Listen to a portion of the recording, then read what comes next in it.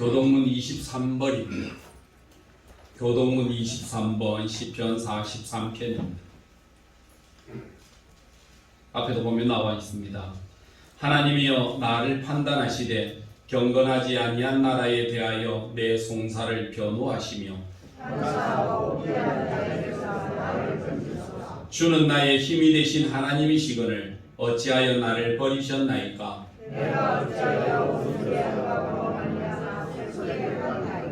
주의 빛과 주의 진리를 보내시어 나를 인도하시고 그런즉 내가 하나님의 제단에 나아가 나의 큰 기쁨의 하나님께 이르리이다.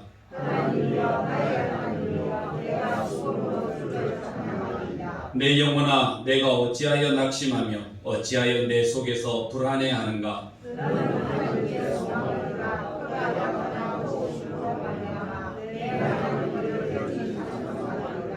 아멘. 착석하시고 이진출 장로님 대표로 기도 인도하시겠습니다.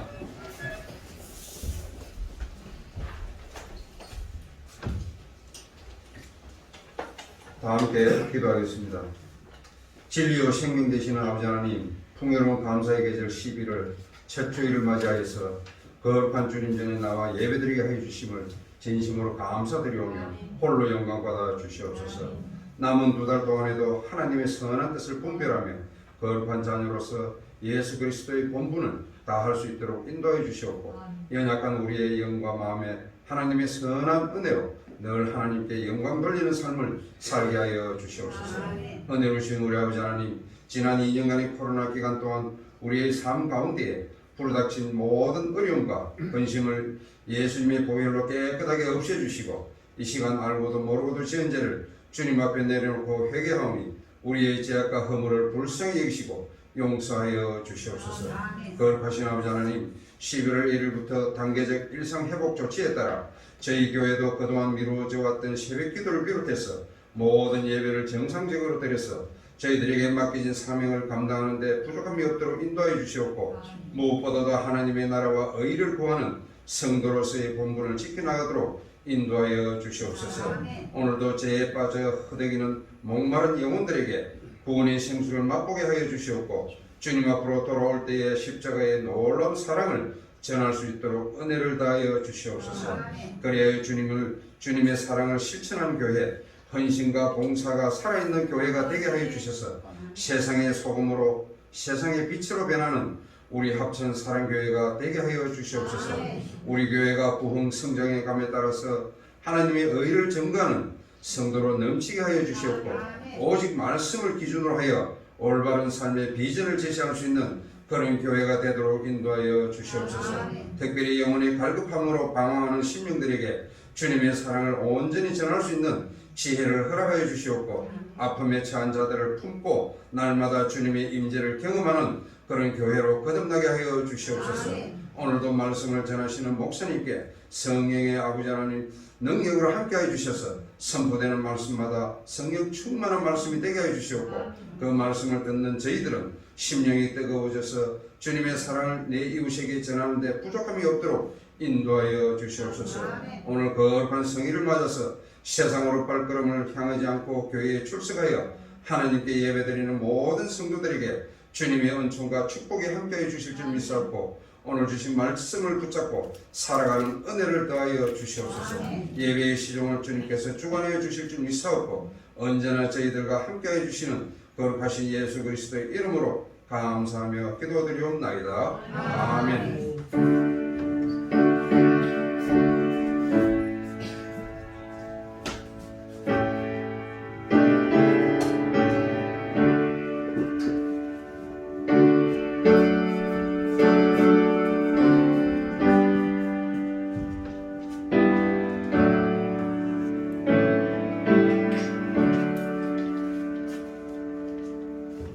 누가복음 19장 우리 1절부터 10절까지 말씀입니다.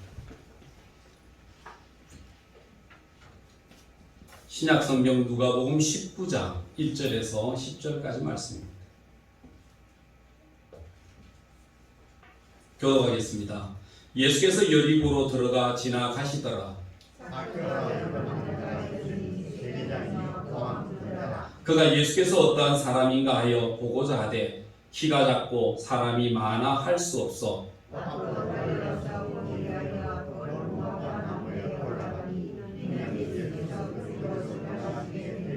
예수께서 그곳에 이르사 쳐다보시고 이르시되 삭개오야 속히 내려오라 내가 오늘 내 집에 유하여야 하겠다 하시니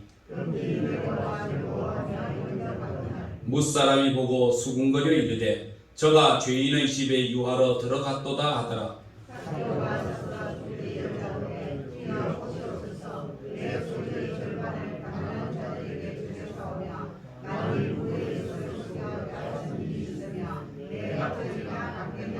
예수께서 이르시되 오늘 구원이 이 집에 이르렀으니 이 사람도 아브라함의 자손이미로다. 인자가 온 것은 이런 자를 찾아 구원하려 함이니라. 아멘. 예수님께서 이제 마지막 십자가를 앞두고 예루살렘에 입성하여 들어가실 때 여러분 살펴보면 예수님이 그때는 사람들과 개인적으로 만나시거나 개인적인 사역을 이루지는 않으셨습니다. 예수님이 올 때 많은 사람들이 환영하지요. 인파가 모여서 환영하고 박수치고 호산나 노래하고 찬양하지만 예수님은 그 찬양에 응답하시기보다는 오직 십자가에 집중하시고 한 발짝 한 발짝 앞으로 걸어가셨던 모습이 나옵니다. 누가복음 19장 1절 말씀에 보면 예수께서 여리고로 들어가 지나가시더라 이렇게 시작합니다. 예수께서 여리고로 가셔야 하는데 그냥 무의식적으로 지나가거나 아무런 뜻 없이 그냥 길 가다 보니까 여리고에 지나가게 되었다라고 하는 말은 아닙니다. 오늘 성경 말씀에 보면 예수께서 의지적인 마음을 가지고 내가 이 여리고 성에는 반드시 지나가야 되겠다라고 하는 예수님의 의지와 확신이 거기에 있었던 것입니다. 여러분 우리가 신앙생활 할 때에 여러분 우리의 삶 속에 우연이라는 것은 없습니다. 절대적인 우연은 하나님 안에서 이루어지지 않습니다. 하나님께서 어떤 일을 하실 때는요 반드시 목적이 있고 반드시 의미가 있고 반드시 계획이 있으시거든요. 우리의 삶 속에 우리가 어떤 어려움을 당한다. 여러분 우연히 당하는 게 아닙니다. 그 어려움 속에는 반드시 하나님의 뜻이 있고 목적이 있고 계획이 있는 겁니다. 여러분 우리의 삶 속에 어렵다 힘들다 병이다 모든 일들은요 여러분 절대 우연은 하나님 앞에 없습니다. 심지어는 공중에 나는 새 한 마리가 땅에 떨어지는 것조차도 하나님께서 허락지 아니하시면 결코 되어질 수 없느니라 이렇게 말씀하셨잖아요. 여러분 하나님 앞에서 절대 우연은 없습니다. 예수님께서 오늘 이 말씀을 가지고 들어가실 때 여리고를 지나가시더라 라고 할 때는요 예수님이 어떤 목적 의도를 가지고 그곳에 지나가시는데 가장 큰 핵심적인 부분이 하나 있습니다. 그게 뭐냐면 삭개오라고 하는 사람을 만나기 위해 그곳을 지나가셨다라고 하는 겁니다. 여러분 우리가 살아있는 날 동안 예수를 믿을 때 우리 주님이 우리를 찾아오실 때 우연찮게 찾아오신 것은 아닙니다. 우리가 예수 믿지 않을 때는요 우연인 것 같지요. 그러나 정말 예수 그리스도를 만나고 나서 돌아보면요 하나님의 모든 섭리와 계획 안에 있었음을 우리에게 가르쳐 주시는 거거든요. 많은 사람들을 만나고 대화하며 또 많은 사람들을 주님 앞에 보내는 그 순간에도요 이게 운연인가 싶어요. 우리 지난번 보냈지만 우리 정병택 집사님이나 김팔선 집사님도 합천에 나오면 의뢰인 목욕탕에 가서 목욕을 하시고 가시는 분들인데 그분들이 목욕을 하고 돌아가실 때마다 목욕탕에 나설 때마다 앞에 교회를 보게 되고 교회를 볼 때 야 내가 언젠가는 저 교회를 가야 안 되겠냐 하다가 그때 한순간에 2016년도 1월달이 돼서 딱 결심하고 이제는 금년 내년부터 1월달 1일이 시작되면 교회 나가야 되겠다 하고 결단하고 딱 나오는 그 순간부터 하나님을 만나게 되고 학습을 받고 세례를 받고 그리고 살아있는 날 동안 내가 교회 온 것을 돌아볼 때에 정말 후회 없이 내가 살았다고 고백하는 그 고백적인 음성이 있었거든요. 정병택 집사님은 참 정신이 혼미해지기 시작하고 그분이 좀 어려움이 있을 때 저분이 진짜 구원을 받았을까? 저분이 정말 하나님을 영접했을까라고 하는 그 마음도 사실 제 정신이 오락가락할 때는 좀 어떨 때는 불안하기도 하고 좀 힘들기도 자녀들조차도 아버지가 진짜 구원을 받으셨는지 안 받으셨는지 모른다라고 할 때 그분이 마지막 돌아가시기 그 전에 자녀들을 만나고 대할 때에 아들들에게 야 걱정하지 마라. 내 마음 너무 평안하다 지금. 나는 예수님을 만났다. 예수 그리스도를 나의 구주로 영접했다. 나는 천국 갈 거다. 아무 걱정하지 말고 너들 예수 잘 믿어라. 그 말 한마디 하고 하나님을 만났다니까 자녀들의 마음속에 우리 아버지가 구원받았다라고 하는 그 기쁨과 은혜가 그 가정에 얼마나 넘치는지 모릅니다. 여러분, 우리가 생각지도 못하는 순간, 생각하지 못하는 때에 그런 놀라운 은혜를 경험하게 되거든요. 오늘 예수님께서 이렇게 이야기하십니다. 삭개오라 이름하는 자가 있으니 세리장이요 또한 부자라. 여러분, 사람이 살아가는 날 동안 우리의 이름은 우리 부모의 마음과 부모의 생각에 따라서 정해지게 됩니다. 여러분, 삭개오라고 하는 이름의 뜻은요, 청결하다라고 하는 뜻입니다. 성경에 보면요, 이름과 다른 뜻으로 살아가는 사람 많거든요. 성경에 보면 가장 짧은 성경인, 여러분 뒤편에 보면 성경 속에 보면 이 디도서라고 하는 이 빌레몬서라고 하는 부분이 있습니다. 빌레몬서에 보면 이 오네시모라고 하는 사람이 나오는데, 이 오네시모는 주인에게 불충성한 자고 주인에게 손해를 끼치고 재물을 가지고 도망했던 사람인데, 이 오네시모라고 하는 이름의 뜻은 충성되다라고 하는 뜻이 있지 않습니까?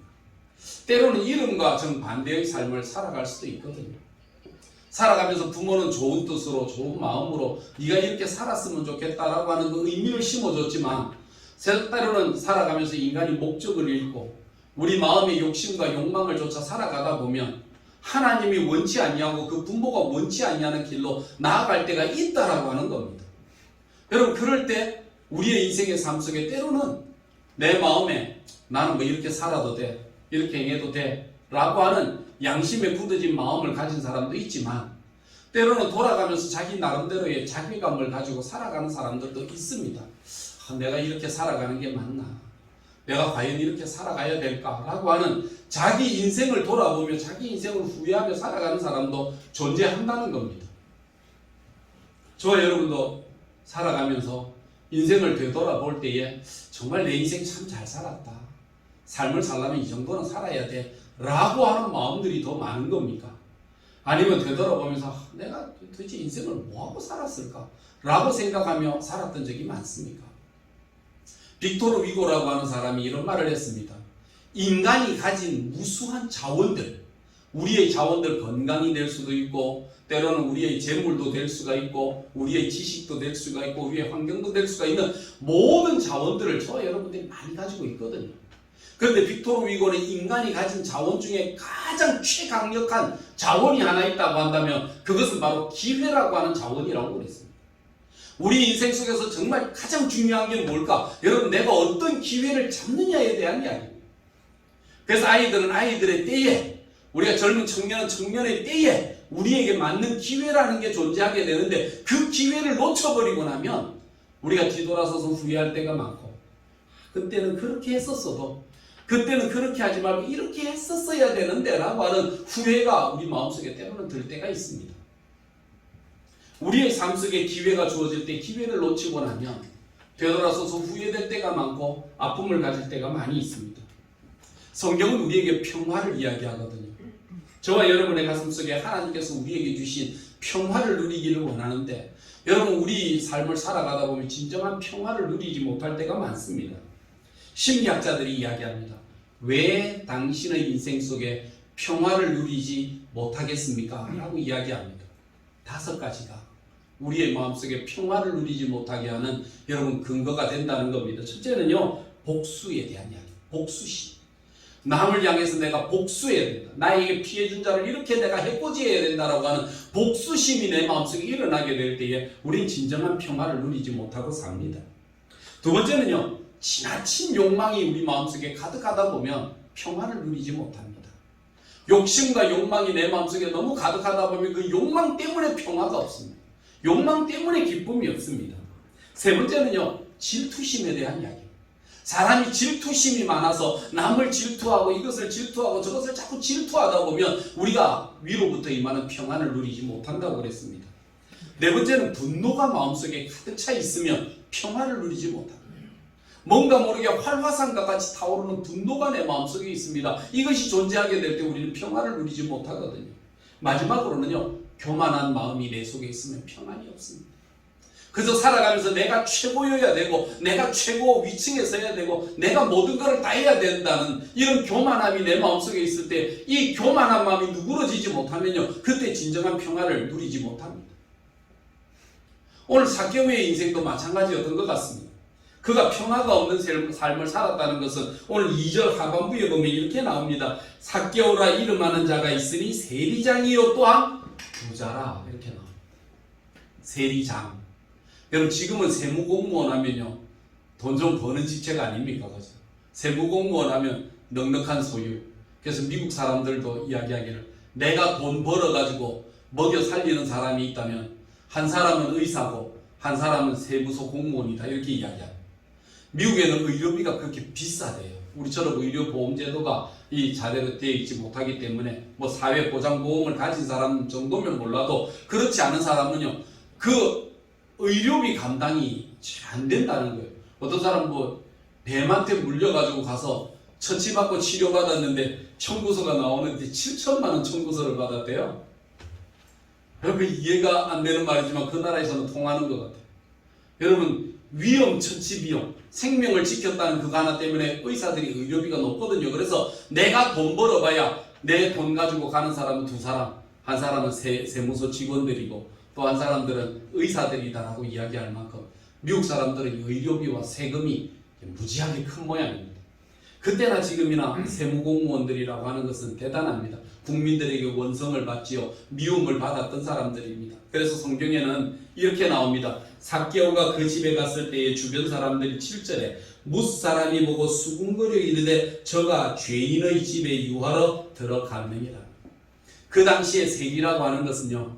세리라고 하는 것은 이 죄인, 창기, 세리 요것에 다 동의합니다. 죄인이라고 하면 세리와 창기 정도로 보는데 그 정도의 삶으로 그 사람들을 낮게 보고 그 사람들을 혐오했던 그런 종류의 사람이라고 세리라고 이야기하거든요. 거기에 세리장이라고 했습니다. 인생에 성공하기 위해 출세하기 위해 목표를 잡기 위해 얼마나 달려나갔겠습니까? 또한 그것에 대한 결과론적으로 나오는 것이 있습니다. 부자더라 이렇게 나옵니다. 우리는 때로는 부자들을 향해서 뭐 손가락질 할 때가 있지만 사실 질투하고 손가락질하는 거의 많은 사람들이 특징적으로 갖는 게 뭡니까? 부럽다는 것. 때로는 손가락질 좀 당해보고 때로는 사람들이 뭐라 하더라도 아니 너가 뭐라 하든지 나만 부자로 살면 되고 나만 여유롭게 살면 되지 뭐 너가 뭐 중요하냐 라고 생각할 때도 있을 만큼 여러분 부유라고 하는 부라고 하는 것은 오늘 이 시대의 화두인 것 같고 사람들의 소망인 것 같기도 합니다. 10대 아이들에게 묻습니다. 너희가 5억을 준다고 하면 교도소에 가서 5년 동안 가서 수감생활을 할 수 있겠느냐 물어보면 아이들의 80~90%가 5억이 생긴다고 하면 교도소 가서 한 5년 동안 나도 있을 수 있겠습니다 라고 이야기할 만큼 요즘 아이들이 부에 대한 돈에 대한 집착과 마음들을 가지고 있는 것 같습니다. 오늘 이 시대의 사람들이 부에 대한 마음들과 관심들이 많습니다. 그러다 보니까 뭐가 생겨나기 시작합니까? 앞이 안 보이고 좌우가 안 보입니다. 예수 믿기 전에는 이런 것들이 눈에 안 보입니다. 사람들이 손가락질하던 사람이 욕을 하던 내 목표를 향하여 달려가면 될 것이다 라고 생각하면서 걸어갔었는데요. 이런 문제는 예수를 만나고 나면 우리의 시각이 바뀌어진다는 겁니다. 성경 말씀에 보면 이렇게 이야기합니다. 7절 8절 무사람이 보고 수군거리려 이르되 저가 죄인의 집에 유하러 들어갔도다 하더라. 삭개오가 서서 주께 여짜오되 주여 보시옵소서. 내 소유의 절반을 가난한 자들에게 주겠사오니 만일 누구의 것을 속여 빼앗은 일이 있으면 내 갑절이나 갚겠나이다. 여러분 예수 믿기 전에는요 봐야 될 것이 안 보이고 안 봐야 될 것이 보이는 경우들이 많습니다. 세상 사람들이 손가락질하고 욕하는 그것도요 예수 그리스도가 없기 때문에 그냥 내 인생의 목표를 향하여 내 인생의 어떤 추구하고자 하는 욕망을 향하여 달려갈 때가 많거든요. 그런데 예수를 만나고 나면은요 그 다음부터 뭐가 보이기 시작하느냐면 안 보이는 것이 보이더라는 겁니다. 여러분 예수를 믿고 따라가는데요 그 당시에 유대 사회는요 거지들이 참 많았습니다. 가난하고 식민지 사회니까 얼마나 어렵고 힘든 사람들이 많았겠습니까? 예수님께서 뽕나무 위에 나무 위에 올라가 있는 삭개오를 향해 삭개오야 내려와라 내가 내 집에 유하여야겠다 하고 그를 데리고 삭개오의 집으로 갈 때에 수많은 사람들이 예수 그리스도를 바라보고 예수의 뒤따라가는 삭개오를 보는데 그 많은 사람들이 삭개오를 바라보며 얼마나 질투하고 얼마나 싫어하고 얼마나 경멸했던 눈길들이 그렇게 많았겠습니까? 그 자리에는 아마 삭개오가 지나가면서 자기가 남의 돈을 떼먹은 사람도 보였을 겁니다. 강제적으로 그 집에 들어가서 너 세금 안 냈지, 세금 내놔 하고 강제적으로 세금을 빼앗아다가 자기 주머니를 채운 사람도 있었을 겁니다. 원망의 눈으로 바라보고 그 사람을 싫어하는 눈으로 바라보았던 그 사람들이 예수님의 뒤따라가고 있는 삭개오를 보았을 때에 그때의 사람들의 경멸찬 눈동자가 보이지 않았겠습니까? 예수 안 믿었다면 눈 감고 지나가겠죠. 니들이 그러든지 말든지, 니들이 뭐라고 하든지 말든지 아무 상관없어. 나는 나만 위해 살면 되지 라고 생각했던 삭개오였을 텐데, 그러나 예수 그리스도를 만나는 순간 그분을 뒤따라갈 때에 그들이 눈에 보이기 시작하고 그들이 주변에서 확인되어지는 이런 놀라운 일들을 경험하게 되었다는 것입니다. 성도 여러분, 예수를 믿고 우리가 신앙생활하고 믿음 생활하게 되면 뭐가 바뀌느냐 하면 눈이 바뀌어지게 됩니다. 시야가 바뀌어지게 됩니다. 봐야 될 것을 봐야 되고 보지 말아야 될 것을 안 보게 되는 이런 은혜를 입게 되는 것입니다. 그래서 바울 사도는 예수 그리스도를 만나고 난 뒤에 인생의 가치관이 바뀌어지고 나서 그의 삶 속에 가졌던 지난날의 모든 것들을 다 바라보고 나니까, 예수 만나고 보고 나니까 예전에 자기가 황금같이 여기고 귀하게 여겼던 것들을 다 똥같이 여겨져요. 이런 거 다 똥이다. 우리 가문이 무슨 소용이 있고 내가 학벌이 무슨 소용이 있으며 내가 무슨 일을 했었으면 내가 뭐 누구 밑에, 이런 것들이 다 똥같이 여겨지더라는 겁니다. 그러면서 다 갖다 버려버렸어요. 이건 다 똥이다. 이거 아무 가치 없는 것들이다. 오직 예수 그리스도를 만나면 예수 그리스도를 만난 것만이 내 인생의 가장 소중한 것이다라고 믿고 따랐던 여러분, 바울 사도는 눈이 바뀌어지지 않았습니다. 많은 사람들이 베드로도 예수 그리스도를 만나기 전에는, 예수 그리스도를 만나고 나서 성령 받기 전에는요, 그의 삶의 가치도 예수를 만나도 똑같았어요. 예수님과 3년 동안 동행하는 순간에도 누가 예수님의 오른편이냐, 누가 예수님의 왼편이냐, 예수님이 왕자리를 잡으면 내 위치는 어디나 될까, 그런 계산 속이 그의 마음속에 너무나 가득했거든요. 그런데 오순절 성령 강림의 역사를 바라보고 오순절의 성령의 은혜를 체험하게 되었을 때 베드로는 그의 삶 속에서요, 정말 너무나 평안함을 누리고 너무나 큰 은혜 속에 살거든요. 그래서 옛날에는 목숨이 아까워서 예수님을 저주하고 도망했던 그 베드로가 이제 예수님을 만나고 성령 충만한 삶을 살다 보니까 감옥에 들어가 있을 때에도 그의 마음이 얼마나 평안지, 그의 마음속에 얼마나 평안이 많은지, 내일 재판을 받으면 죽을지도 모르는 그 상황 속에서도요, 그냥 아무 걱정 없이 편하게 잠들어 있는 이 베드로의 이 모습들을 살펴보면 저와 여러분의 삶 속에 우리의 마음속에 진정한 평안이 없고 우리의 마음속에 진정한 기쁨이 없는 것은 내가 내 욕망을 성취하지 못한 것에 대한 후회감이 아니라 우리가 만나야 될 그분을 만나지 못한 것 때문에 이루어지는 그런 비참한 현실은 아닌지 한번 살펴볼 필요가 있는 것입니다. 삭개오도 예수를 만나기 전에는 이런 마음이 없었어요. 이런 평안이 없었습니다. 그냥 목적을 향해 달려갈 뿐이지, 그러나 그것을 향해 달려가면 달려갈수록 그 마음속에 자리 잡고 있는 놀라운 열등감은 계속 그에게 자리 잡고 있는 겁니다. 심리학자들이 이야기하기를 남자와 여자가 느끼는 열등감은 조금 차이가 있답니다. 여자들이 느끼는 열등감이 어떤 건가 물어보면 크게 두 가지래요. 첫째는 외모에 대한 열등감, 두 번째는 몸무게에 대한 열등감. 이게 제일 크대요. 여자들에게 영원한 시크릿, 여자들이 절대 발표해서는 안 되는 거, 몸무게입니다.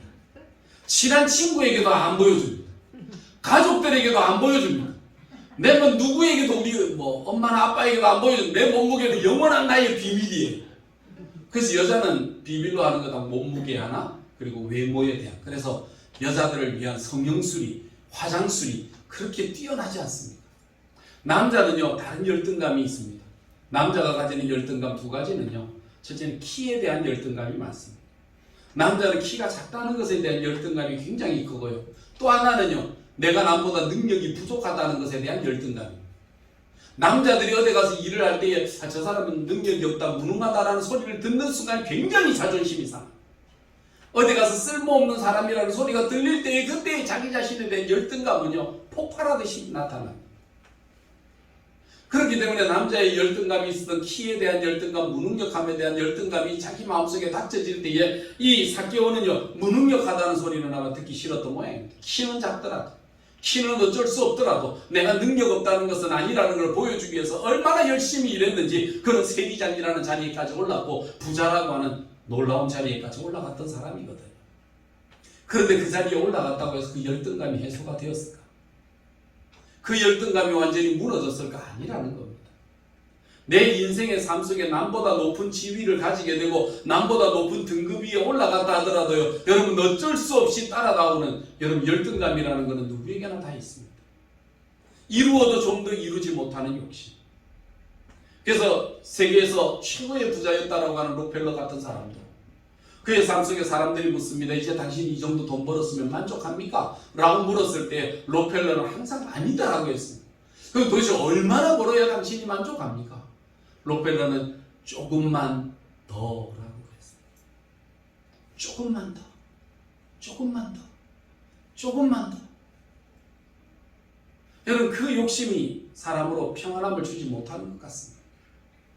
한 번 목사님이 기회가 있어서 우리나라 최고의 이름만 대면 알 수 있는 재벌을 만난 적이 있답니다. 그 재벌을 만날 기회가 돼서 그 재벌을 만나서 이야기를 했답니다. 그때 물었습니다. 사장님, 회장님, 평안하십니까? 평안함을 누리십니까? 라고 물었더니 그 회장이 그 목사님을 쳐다보면서 이렇게 이야기했다. 평안이요. 내가 자고 일어날 때가 되면 수많은 근심과 걱정이 몰려듭니다. 이걸 해야 되고 저걸 해야 되고 이걸 어떻게 저걸 처리해야 될지 내가 그 근심 때문에 그 걱정 때문에 하루도 편안하게 잠을 자본 적이 없습니다. 여러분 재벌들이 왜 프로포폴을 맞을까요? 왜 강력한 수면제를 먹지 못하면 잠을 못 잘까요? 그 불안함과 걱정과 염려가 마음속에 다가오기 시작하니까 한 번도 발을 뻗고 편안하게 잠을 잔 적이 없다는 겁니다. 늘 눈을 뜰 때마다 불안하고 늘 생각할 때마다 괴로워 견딜 수 없는 그런 염려가 그에게 있습니다. 부자라고 다 평안하지 않습니다. 그럼 부자라고 해서 너 어디 뭐 침대에서 때 되면 누워 자고 좋은 파티를 열고 좋은 음식을 먹고 좋은 차를 타고 행복할 것 같다. 아닙니다. 불안함이 자기 마음속에 닥치는 겁니다. 성공을 해도 부를 소유해도 떠나지 못하는 불안감이 그에게 있었습니다. 열등감이 그에게 있었습니다. 그로 하여금 자신 없는 인생을 살아가게 했다는 것입니다. 그래서 성경에 보면 그가 예수께서 어떤 사람인가 하여 보고자 하되 키가 작고 사람이 많아 할 수가 없다. 예수에 대한 소문을 들었습니다. 여러분 저와 여러분들은 어떤 소문을 듣잖아요. 이 삭개오가 이 일을 하기 전에 무슨 소문을 들었을까? 아마 예수님께서 길 지나가시다가 세관에 앉아있는 마태를 바라보시면서 마태야 네가 나와 함께 가자. 내 제자가 되어야 되겠다 할 때 그때에 그 세리 마태가 그 가지고 있던 모든 장부와 돈과 계산하는 모든 거 다 던져놓고 야 예수님이 나 부르시는 것 같아. 나 예수님 따라갈래. 그리고 던져놓고 갔다는 사실이 세무공무원들 사이에 전설 따라 삼천리와 같이 아니 마태가 따라갔다더라. 바보 아니야? 그 예수가 뭐 월급 더 준대? 예수 따라가면 뭐 더 좋은 거 얻는데? 근데 왜 그거 버리고 예수를 따라가지? 예수 따르는 것도 좋지만 예수 믿는 것도 좋지만 직장까지 버려가면서 예수를 믿는다고 웃기는 거 아니야? 예수를 믿더라도 직장생활 하면서 돈벌이 해가면서 예수 적당하게 믿으면 되는 거지 뭘 그렇게까지 열심으로 광적으로 믿어야 되지? 라고 생각했던 여러분 그 세무공무원 사이에 전설 따라 삼천리 같은 소문이 번지지 않겠습니까? 그런데 마태는 그거 버리고 갔거든요. 그 예수의 소문을 삭개오는 들었지 않겠습니까? 왜냐하면 세리공무원이고 세리장이었기 때문에 모든 자기 아랫사람의 일들에 대해서 훤히 알고 있던 이 삭개오가 그 사실을 듣고 나서 예수가 누구길래 소위 말해 황금의 직장, 철가방의 직장을 버려두고 예수 예수 따라간다고 갔던 마태라고 하는 사람은 어떻게 해서 예수를 따라갔을까라고 생각했던 그 마음의 생각이 항상 그 마음의 깊은 곳에 남아있지 않았겠습니까? 예수에 대해 어떤 사람인가 하여 보고자 하되 키가 작고 주변에 사람들이 많아 할 수가 없었더라. 여러분 예수 믿는데 장애가 되는 게 있어요. 첫째, 나 같은 사람도 예수 믿을 수 있을까? 두 번째는 그 사람을 예수를 만나기 위해 교회 가고자 할 때에 그때에 알 수 있는 것은 그 교회 가면 나를 아는 사람이 있을 텐데 그 교회 가면 나를 뻔히 아는 사람이 있을 텐데 내가 거기 갈 수 있을까라고 하는 그런 마음의 걱정들이 있거든요. 사람의 장벽이라는 게 있습니다. 그런데요 정말 예수에 대한 열망과 간절함이 생기게 되면 다른 사람 보이지 않습니다.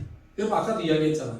봐야 될 것을 보게 되고 보지 말아야 될 것을 안 보게 되는데 이때 뭐가 있느냐면 보이지 말아야 될 사람이 보이지 아니하고 오직 예수 그리스도 그분에게만 집중이 되다 보니까 아무것도 안 보이더라는 것입니다. 여러분 신앙생활 할 때 왜 시험이 많습니까? 신앙생활 할 때 왜 어렵다라고 하는 이야기들을 하십니까? 보지 말아야 될 것을 자꾸 보고 봐야 될 것을 안 보기 때문에 생기는 현상 아니겠습니까? 여러분 교회 와서 여러분 예수에 대한 열망이나 예수에 대한 집착이 여러분에게 있습니까? 아마 이 사람은 좀 의지적이고 결단적이었던 사람 같아요. 예수를 만나기 위해서라면 내가 모든 것을 내려놔야 되겠다는 생각. 우리나라의 유명한 재벌이었던 정주영 씨 같은 사람은 자기 있는 직원들에게 누구에게 야, 이 일 좀 해봐라. 그러면 아유 사장님 안 돼, 회장님 안 됩니다. 그거 못합니다. 라고 이야기하면요. 정주영 씨는 딱 한마디로 이야기를 해본답니다. 해봤어? 해보지도 안 하고 왜 안 된다고 그래? 해보지도 안 하고 왜 못한다고 그래? 해봐. 자기가 옛날에 우리나라의 그 카이스트라고 하는 단지에 가서 자기가 이제 모임을 가진 적이 있습니다. 그때 자동차에 대한 이야기들을 하기를 할 때인데 산업을 이야기하면서 자기가 그 카이스트의 유명한 과학자들이 다 모여 있을 때 그들이 이야기 우리나라도 자동차를 좀 만드는 자동차 선진 기술이 필요하지 않겠냐 그랬더니 그곳에 있던 과학자들이 다 비웃었대. 아 이제 영감이 뭘 돈만 올라가지고 뭐냐 돈만 들이면 뭐가 되는 줄 알고만 해. 자동차가 그렇게 쉽게 만들어. 회장님 앞으로 우리나라의 자동차가 만들어지려면요 아직 5, 60년대는 훨씬 지나가야 됩니다 라고 이야기했대요. 그때 정주영 씨가요 그 과학자들을 바라보면 그랬대요. 왜 못해? 왜 못하는 말부터 해? 내가 돈 줄게, 내가 되어 줄게, 니들은 기술 가지고 만들어 봐, 해봐. 안 해보고 왜 안 된다는 소리부터 해 라고 이야기했다잖아요. 우리가 신앙생활을 하거나 믿음 생활할 때에 우리가 하나님을 만납시다, 성령을 받읍시다라고 안 돼요 목사님. 성령 받는다 하더라도 딴 거 안 돼요 라고 이야기하는 것은 어리석음에 좀 빠지지 말고 해보지도 안 하고 우리가 주님 앞에 다가가 보지도 안 하고 안 된다라고 생각하는 그 어리석은 믿음 없는 불신의 마음을 저버리는 게 저와 여러분에게 필요하지 않겠습니까? 딴 사람들이 나를 어떻게 생각할까? 누가 보는데 어떻게 생각할까? 그게 왜 필요하죠? 삭개오와 같은 의지적 결단, 내가 주님을 만나야 되겠다는 그 마음 하나만 있을 때에 뭐가 벌어지는 겁니까? 사람도 보이지 아니하고 자신의 신체적 약점도 보이지 아니하더라는 겁니다. 오직 주님만 만나야 되겠다는 의지 하나만을 가지고 갈 때에 그때에 앞으로 달려가 보기 위하여 돌 무화과 나무 위에 올라가니 이는 예수께서 그리로 지나가시게 됨이로라. 여러분 찾고자 할 때 뭐가 보입니까? 돌 무화과 나무가 보이더라는 거예요. 여러분 구하라, 찾으라, 두드리라 하는 자에게 열리고 찾음이 일어나지요. 그냥 가만히 아무것도 안 하고 그냥 가만히 있는 자들에게 열리지 않습니다. 우리가 전도합시다. 목사님 전도할 사람이 없어요. 전도할 사람 만나지 못해요. 전도를 누구를 전도합니까? 안 됩니다. 우리 합천이 복음화율이 2%라고 하잖아요. 우리 합천이 복음화율이 2%거든요. 98%는 예수 안 믿어요. 우리가 전도할 마음이 있고 영혼에 대한 열정과 마음과 생각이 있으면요 우리 모여있는 우리 몇 사람이 아니라 정말 우리 마음속에 믿지 아니하는 사람들이 눈에 보여야 되는 거 아닙니까? 주님이 황금어장 아닙니까? 주님이 98%에 믿지 않는 사람을 주시니 하나님 감사합니다. 이들을 주께로 이끌어와야 되겠습니다 라고 생각하는 그 마음이 좀 있어야 되는데 뭔가 열등감이 사로잡혀서 아이고 목사님 합천은 전도 안 됩니다. 전해봐도 안 됩니다. 전할 사람이 없습니다. 해보셨습니까? 해보지도 안 하고 안 되라는 소리부터 나오잖아요. 삭개오의 마음속에 주님을 찾고자 하는 마음이 있으니까 그 눈에 돌 무화과 나무가 보이기 시작하고 돌 무화과 나무가 보이는 순간 그 나무 위에 올라가서 예수를 만나보자 했더니 삭개오의 간절함이 이 삭개오의 생각이 있을 때에 주님이 이야기하십니다. 예수께서 그 밑으로 지나가시게 될 때에 삭개오야 속히 내려오라. 내가 오늘 내 집에 유하여야 하겠다 하는지라. 여러분 예수님이 지나가시다가 수많은 사람들이 주님 우리 집에 와서 식사하시고 우리 집에 와서 좀 쉬십시오 할 때 여러분 그 주님을 모시고자 하는 그 많은 사람 앞에 예수님께서 내가 오늘 네 집에 가겠다 할 때 선택되어지는 그 기쁨, 많은 사람들의 그 질투심, 많은 사람들의 왜 예수님은 저 집에 가지? 오늘날 많은 사람들이 주여 주여 하고 나서서 많은 사람들이 주님이 지나갈 때에 옷깃만 만져도 낫겠습니다. 예수님의 뭐 손만 대도 낫겠습니다 하고 갔던 그 수많은 사람들이 예수를 마치고 예수님을 뭐 대하고 옷을 집어 뜯고만 난리가 나는 순간에 혈류병 들었던 그 한 여인이 예수님의 뒤로 가서 그의 옷깃만 스쳐도 낫겠다는 그 마음으로 스쳐갈 때에 지나가시던 예수님이 길에 멈추었어서 뒤를 돌아보시면서 누가 내 몸에 손을 대었느냐. 그럴 때 주여 이 많은 사람들이 다 주님을 애워싸고 다 주님을 만지고 주님을 옷자락도 찢으면서 하는데 누가 만졌냐고 물어보시면 주님 어떻게 물어봅니까? 라고 이야기할 때에 그때 한 여인이 나서서 주여 내가 만졌나이다 할 때 그때 그 여인의 시죠. 많은 사람들이 예수를 만나기 위해 많은 사람들이 예수님을 찾기 위해 왔을 때에 그 한 사람 만나는 삭개오를 바라보며 삭개오야 내가 오늘 내 집에 유하여야겠다 라고 이야기할 때에 그때 그 삭개오의 환호성. 예배드리는 수많은 사람들이 예배를 드려도 예배 속에서 내가 은혜를 받아야 되겠고 내가 주님을 만나야 되겠고 내가 변화되어야 되겠고 하는 그 열정과 마음이 있을 때에 그때 그 예배 속에 기도 속에 주님을 만날 때의 그 희열 그 기쁨 여러분 그걸 뭘로 바꿀 수 있겠습니까? 여러분 그런 열망이 없습니까? 그냥 이대로 있어도 돼 그냥 이대로 살아도 돼 그냥 좋사오니 여기가 좋사오니 그대로 놔두십시오라고 이야기했던 베드로처럼 야고보처럼 요한처럼 여기가 좋사오니 하는 것이 아니라 주님을 만나기 위해 갈증하고 갈급하고 주님 만나주시옵소서 주님 찾아주시옵소서 내 인생에 이런 열등감이 있고 내 인생에 이런 연약함이 있으면 내가 언제까지나 이렇게 살 수는 없잖아요. 주님 만나면서 세상을 변화시키고 세상이 감당하지 못할 믿음의 사람이 되게 주시옵소서라고 하는 이런 열망을 좀 가지지 못합니까? 예수 믿는 사람이 예수를 만났다고 하면서 그렇게 열등감이 많고 예수를 만났다고 하면서 왜 그래 자괴감이 그렇게 많은지 예수 만나는 사람들 만나서 교회를 다니는 사람들을 만나도 어쨌거나 맨날 죽겠다 소리하고 안 된다 소리하고 힘들다 하는 소리밖에 없는지 여러분 진짜 예수를 만나신 겁니까? 열등감이 너무 많고 처절함이 너무 많아서 자신감도 없고 마치 세상 다 산 것처럼 죽은 산송장과 같은 그런 사람들이 모여 있어요. 여러분 그것이 교회가 돼서 되겠습니까? 예수님께서 어느 날 이사야를 불러다가 그에게 보여주실 때에 정말 그 에스겔을 불러다가 그를 보여주실 때에 그 골짜기에 시체와 같고 해골과 같고 많은 해골들이 놓여있는 그 더미에 와서 예수님께서 하나님께서 에스겔에게 물어봐 에스겔아 이 뼈들이 능히 살겠느냐? 여러분 살겠습니까? 한 번 봐도 못 살지요. 무슨 내게 능력이 있습니까? 내게 힘이 있겠습니까? 못 살지요. 그러니까 우리가 할 수 있는 것밖에 없어요. 주님이 하십니다. 주님이 하십니다. 합천 지역의 교회들을 합천 지역의 성도들을 대한민국의 교회와 성도들을 바라보며 주님이 물어보실지도 모릅니다. 얘들아 한국교회에 희망이 있겠느냐? 한국교회 성도들에게 희망이 있다고 보냐? 합천의 교회들 중에 합천의 목사들 중에 합천의 성도들 중에 누구를 보고 희망이 있겠느냐 물어볼 때에 정말 에스겔 골짜기의 뼈다귀처럼 메마르고 죽을 날만 기다리고 있는 그런 성도들 같은 우리 믿음의 사람들을 바라보면서 주님 무슨 희망이 그러나 하나님께서 물어보시니까 어쩔 수 없어 고백할 때에 주여 주님이 하십니다. 그 말 한마디에 주님께서 에스겔에게 뭐라고 말씀하십니까? 대언하라. 네 말 하지 말고 네 생각대로 하지 말고 하나님 말씀으로 대언하거라 라고 이야기할 때에 에스겔이 하나님의 말씀으로 대언할 때에 뼈다귀와 뼈다귀들이 붙기 시작하고 그 속에서 살과 살이 붙기 시작하고 그 속에 껍데기가 붙기 시작하고 하나님이 한 번 더 말씀하시면 생기가 그 속에 들어갈 때에 그들이 생명이 되어 여호와의 군대가 되는 이런 은혜를 경험하지 않았습니까? 여러분 사람은 못합니다. 여러분 새해가 금년 연말이 지나가고 새해가 다가오면요 우리 마음속에 늘 그렇습니다.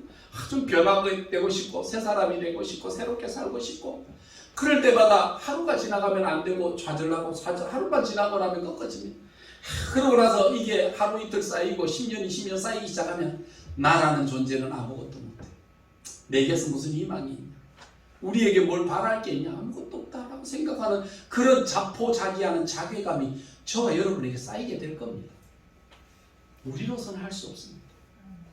성경에 오늘 이 만났던 이 삭개오에게 정말 이런 변화의 역사가 일어날 때 뭐가 일어나기 시작합니까? 여러분, 예수 그리스도를 만났다는 것입니다. 예수님이 삭개오를 찾아오셨다는 것입니다. 여러분, 우리가 삶 속에 주님 찾아오셨네, 모시어 드리세 라고 찬송 부르지 않습니까? 주님이 나 좀 찾아주시고 주님이 나를 한번 만나주시면 주님, 내가 변하여 새 사람 될 수 있습니다 라고 이야기하는. 그래서 주여 오시옵소서, 주여 나를 만나주시옵소서. 내가 주님을 이렇게 갈급하게 찾습니다. 예수님의 제자들은 이렇게 많은데 우리의 선생이신 예수님 어디 계십니까? 주의 영으로 우리에게 찾아오시고 성령을 우리에게 부어주십시오 라고 하는 간절한 심령이 저와 여러분들에게 있어야 되지 않겠습니까? 이번이 새벽기도 기간 동안에 이런 마음으로 주님 만나시기를 바랍니다. 성령에 충만한 사람 되시기를 바랍니다. 세상을 이기는 능력 있는 성도들이 되시기를 바랍니다. 여러분은 만나야 됩니다. 삭개오처럼. 이 삭개오가 주님을 향하여 이런 갈망을 가집니다. 주님 만나 주시옵소서. 그때 주님이 찾아오셔 삭개오야 내려와라. 내가 오늘 내 집에 유하여야 되겠다라고 하는 선택을 입었지 않습니까? 여러분, 왕이 우리 집에 한 번만 찾아와도 우리 가문의 영광인데 예수님이 세리와 이 창기와 이 죄인의 하나인 세리의 집에 유하여야겠다 할 때 이 삭개오가 주님 만나고 같이 길을 걸어갈 때 얼마나 주님이 우리 집에 오신다라고 할 때 그 주님과 동행하여 가는 그 길에 수많은 사람들이 길에 서서 삭개오를 바라보며 때로는 질투하는 눈빛으로, 경멸하는 눈빛으로 사람들이 수군거리 이야기하기를 저가 죄인의 집에 유하는도다라고 이야기할 때에 그 말을 듣는 순간 양심과 마음에 찔리는 삭개오의 모습이 있지 않겠습니까? 7절 말씀에 무사람이 보고 수군거리더니 저가 죄인의 집에 유하러 들어갔도다 하더라. 삭개오가 서서 주께 여짜오되. 여러분, 주님을 만나게 되면요, 주님의 말씀이 나를 변화시키는 그런 부분보다 더 큰 변화가 일어납니다. 예수님이 삭개오를 부르실 때 삭개오야, 네 이제 내를 만났으니까 체면이 있지, 그치? 너도 예수 만났으니까 인생이 좀 변화돼야 되지 않겠냐? 나쁜 짓 하지 말고 늑봉한 새 위에 더 받지 말고 한마디도 말씀한 적 없어. 주님이 우리를 만나실 때 우리에게 뭐라고 한마디도 말씀한 적이 없습니다. 그런데 주님과의 만남으로 말미암아 만남이 변화를 일으킨다는 사실입니다. 여러분이 누구를 만나느냐에 따라서 여러분이 변화됩니다. 여러분이 악한 자를 만나면 여러분이 모르는 사이에 악하게 변화될 것입니다. 여러분이 거짓말하는 사람을 만나면 여러분도 모르는 사이에 거짓말을 하게 될 것입니다. 여러분이 예수 그리스도를 만나면요, 여러분 예수 그리스도를 만나는 그 만남 하나로 말미암아 여러분의 인생이 거룩하게 변하게 될 것입니다. 여러분, 만남이 사람의 변화를 일으킵니다. 여러분의 인생이 누구를 만나기를 원하십니까? 오늘 삭개오는 예수님을 만났습니다. 예수님은 한마디 말씀하지 않았습니다. 목사님, 내가 하나님의 말씀을 알아서, 내가 하나님의 뜻을 알아서 아닙니다, 여러분. 하나님을 만난 인생은요, 우리가 무엇을 해야 될지를 본능적으로 알게 됩니다. 왜냐하면 내 것을 내려놓거든요. 수고하고 무거운 억눌리기 쉬운 것으로 말미암아 가득 찬 데 있던 내 것을 내려놓기 시작할 때에, 그때에 진정 주님이 내게 원하시는 것을 주님이 우리에게 주신 것을 알게 된다는 것입니다. 성경이 이렇게 이야기합니다. 주여 보시옵소서.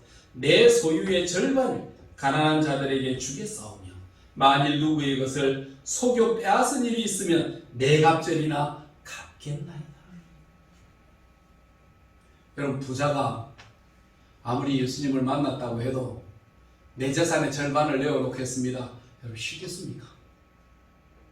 쉽겠습니까? 쉽지 않습니다. 여러분, 목사님, 내 돈이 없어 그렇지 돈만 있으면 할 수 있습니다. 아닙니다. 돈이 있어서도 아니고요, 돈이 없어서도 아닙니다. 주님을 만나지 못한 사람에게는요, 이런 일들이 나타나게 됩니다. 삭개오가 이야기했잖아요. 주여, 내가 아까 오면서 이렇게 봤는데 수많은 사람들의 얼굴을 보니까 내가 주님 동행하면서 걸어가는데 내가 그들을 보니까 이게 볼 게 아닙니다. 주님, 내가 부끄러운 거는 못하고 주님이 너무 민망스러워 하실 것 같아서 주님, 내가 이제 내 인생 결단해야 되겠습니다. 내 재산의 절반을 내어놓겠습니다. 두 번째로, 내가 남에게서 빼앗은 것이 있다면, 이 말 자체는 뭡니까? 빼앗았다는 이야기잖아요. 내가 남의 것을 빼앗은 것이 있다는 것이거든. 삭개오는 알아요. 그 양심이 회복되고 신앙이 회복되고 예수님을 만나는 순간 그의 억눌렸던 모든 것이 수고하고 무거운 짐의 끈들이 풀어지기 시작하고 놓여지기 시작하니까 그때 보이기 시작하는 겁니다. 그러면서 이야기합니다. 남의 것을 빼앗은 것이 있다면 내가 내 배나 갚겠나이다. 여러분 대단한 신앙 고백이잖아요. 율법은요 20%만 더하면 돼요. 율법에는요 남의 것을 빼앗은 것이 있느냐 20%만 더해서 주면 율법은 완성되는 겁니다. 근데 율법을 넘어서잖아요. 어떻게? 4배나 갚게. 믿음 신앙의 삶은요 우리가 살아가면서 그렇게 인색하거나 째째하거나 우리가 계산을 하거나 안 합니다. 믿음 생활 속에 그것이 우리의 삶에 눌리키는 게 아니거든요. 그런 것에서 다 자유함을 얻게 됩니다. 4배나 갚겠나이다 라고 이야기하는 이 회개의 고백이 스스로 나오기 시작합니다. 남이 회개하라고 이야기하면 자존심이 상하잖아요. 남이 내 죄를 아는 것 같으면 두렵잖아요. 그래서 우리는 우리 스스로가 내 마음에 벽을 쌓기 시작하고 남이 나를 알까 싶어서 거짓말로 나를 철벽을 치고 남이 나를 어떻게 할까봐 내가 갑옷을 입고 부들부들 떨면서 살잖아요. 남이 나에게 공격이 들어올까봐 내가 먼저 남을 공격하고 들어가는 겁니다. 누가 못됐더라 누가 어떻더라 하면서 내가 먼저 선제 공격을 치고 들어갑니다. 그래야만 내가 안 들키거든. 근데 이 삭개오는요 예수님을 만나는 순간에 자기가 먼저 그냥 회개하고 들어가는 거예요. 누가 뭐라고 예수님께서 너 이게 죄다라고 말씀 안 하셔도 예수님을 만나는 순간에 그 무거운 짐이 놓여지게 되니까 스스로 고백하게 되는 겁니다. 내가 죄인입니다 라고 하는 고백이 여기서 나타나게 되거든요. 성경 말씀에 보니까 9절에 예수께서 이르시되 오늘 구원이 이 집에 이르렀으니 이 사람도 아브라함의 자손이미로다. 예수님이 오신 목적을 이렇게 이야기합니다. 인자가 온 것은 잃어버린 자를 찾아 구원하려 함이니라. 예수님이 오신 목적입니다. 나는 여기에서 중요한 중간 매개체가 있다라고 이야기한다면 오늘 돌 무화과 나무가 있습니다. 어떤 분은 이 설교를 하면서 이 돌 무화과 나무가 뭘까? 라고 물을 때에 그분은 교회라고 이야기했습니다. 누가 심었을까요, 이 나무를? 누가 갖고 왔을까요, 이 나무를? 이 나무의 주인은 누굴까요? 언제 심었을까요? 무엇을 위해 심었을까요? 아무도 모릅니다. 우리가 신앙생활하러 교회 갈 때에 누가 그 교회를 지었을까요? 언제 그 교회가 섰을까요? 어떻게 그 교회가 그곳에 있게 되었을까요? 모릅니다. 그런데 그곳에 교회가 있었어요. 그곳에 교회가 있어서 그곳에 갔다가 그곳에서 예수 그리스도를 만나게 되는 은혜를 입게 되거든요. 언제 교회가 있었는지 왜 있었는지 누가 했는지는 몰라요. 여러분 교회가 언제부터 시작되었습니까? 몰라요. 교회가 무엇으로 시작했습니까? 몰라요. 그런데 돌 무화과 나무처럼 언제 있었는지를 몰랐던 그 교회가 서게 되고 그 교회 속에 찾아왔던 사람이 그 교회에서 다른 것은 아닌데 예수 그리스도를 만나는 은혜를 입게 되었지 않습니까? 정말 세리와 같은 삭개오와 같은 내 인생 열등감이 많고 죄의식이 많고 정말 내 삶 속에 나의 눌리킴이 많은 이 인생이 그곳에 와 예수 그리스도를 만나는 순간 변화의 새 사람 되는 놀라운 은혜를 경험하게 되잖아요. 그리고 모든 사람들에게 다가와서 예수 그리스도를 증거하고 너도 예수님을 만나야 된다라고 이야기하는 이 고백적인 사건이 일어나게 되는 거 아니겠습니까? 이 매개체가 뭡니까? 돌 무화과 나무라고 하는 이 나무를 바라보고 삭개오가 그곳에 올라갔다가 그곳에서 만났던 주님을 바라보다가 주님을 만나게 되는 이런 놀라운 은혜를 입었다는 사실입니다. 여러분 오늘 우리의 삶 속에서도 우리의 교회라고 하는 것은 그냥 어떤 사람들이 때로는 무엇인지도 모르지만 그냥 찾아왔다가 이곳에서 예수 그리스도를 만나야 되겠다는 열망과 열정이 있을 때 주님을 만나게 되고 경험하게 되고 누가 언제 어떻게 왜라고 하는 것은 우리가 알 수는 없지만 그러나 그것을 매개로 하여 주님을 만나게 되는 귀한 은혜를 입게 하는 것, 그 동산이 바로 이 교회라고 하는 동산 아니겠습니까? 저와 여러분의 삶 속에서도 왜 여러분이 이곳에 오십니까? 출석을 위해서입니까? 복을 받기 위해서입니까? 문제 해결을 위해서입니까? 뭐 때문에 오시는 겁니까? 아까도 이야기했지만 교회는 평안을 여러분에게 주시고 하늘로부터 임하는 평안을 여러분에게 주기를 원하는데 여러분 우리 마음속에 평안함을 누리지 못하는 게 뭘까요? 아직도 증오심입니까? 아직도 복수심입니까? 아직도 교만함입니까? 아직도 욕망입니까? 아직도 남을 시기 질투하는 마음입니까? 여러분 주님 못 만납니다. 자유함이 없을 것입니다. 그러나 진정 여러분 이 삭개오와 같은 열등감이 많은 사람이라도 주님을 만나야 되겠다라고 하는 그 중심 하나만 있다고 한다면 주변에 사람들이 뭐라고 하더라도 사람의 말에 귀 기울이지 말고 주변의 환경이 어떠하더라도 그 환경 자체에 여러분 마음과 생각조차도 두지 말고 오직 하나님만을 바라보고 하나님만을 만나야 되겠다는 그 절박한 마음으로 교회에 오셔서 예배의 시간마다 찬양의 시간마다 기도의 시간마다 주님 나를 만나 주시옵소서라고 하는 그 고백이 여러분의 인생을 변화하게 되는 놀라운 은혜를 입게 하지 않겠습니까? 인자가 온 것은 잃어버린 자를 찾아 구원하려 함이라 하셨던 이 주님의 말씀 여러분 기억합시다. 사람이 변화될 수 있습니까? 여러분 사람이 오래 묵었다고 변화되지 않습니다. 묵으면 묵을수록 구덩이가 됩니다. 묵으면 묵을수록 체면치레만 합니다. 그러나 진정 변화의 역사는 예수 그리스도를 만나게 되면 우리가 모르는 사이에 확연하게 변화되는 놀라운 은혜를 경험할 수 있다는 것입니다. 교회 나오는 사람 되지 마십시오. 주님을 만나기를 사모하는 성도들 되시기를 바랍니다. 우리 모두 예수 만납시다. 예수 만나지 못하면요 사랑교회 희망이 없습니다.